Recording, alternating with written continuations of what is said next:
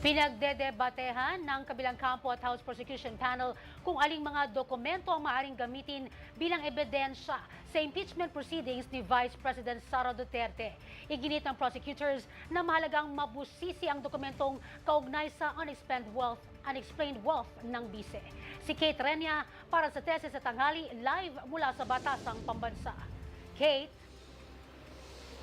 Zay, nais ng House Prosecution Panel na mabuksan na itong selyadong kahon mula sa Bureau of Internal Revenue o BIR na naglalaman umano ng tax records na may kaugnayan kay Vice President Sara Duterte sa kanyang asawa na si Attorney Mans Carpio maging sa kanilang kumpanya. Ayon kay Prosecutor Terry Ridon, miyembro ng House Prosecution Panel, mahalagang masuri ang mga dokumentong ito dahil maaari umanong makatulong sa pagtalakay sa aligasyon ng unexplained wealth na nakapaloob sa Articles of Impeachment.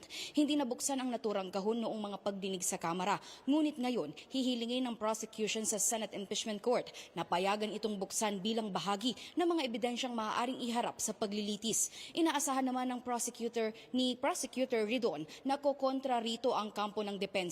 Kasabay nito, tinutulan din ng House Prosecutors ang panukalang wag nang isama sa pagsusuri ang mga record bago ang taong 2022. Para kay House Prosecutor Terry Ridon, hindi maaaring pag-usapan ng umano'y unexplained wealth kung hindi susuriin kung paano nabuo at lumago ang mga ari-arian sa paglipas ng panahon. Giit niya, mahalagang makita ang mga record mula 2007 hanggang 2024 upang masundan ang pinagmulan at pagtaas ng idineklarang net worth ng Vice Presidente.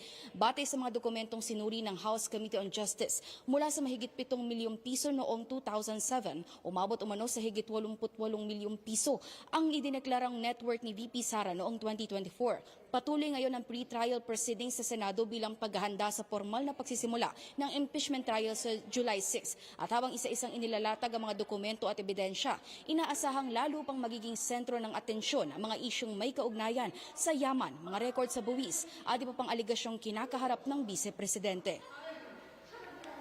Samantala, matapos dagdagan ng Senado itong marking stations at pagdadagdag sa oras ng trabaho ng mga personal na humahawak ng dokumento, kumpiyansa ang House Prosecution Panel na matatapos sa tamang oras itong mga pagmamarka sa mga dokumento at mga ebidensyang gagamitin sa impeachment court. Mula rito sa Kamara, balik muna sa inyo, Zay.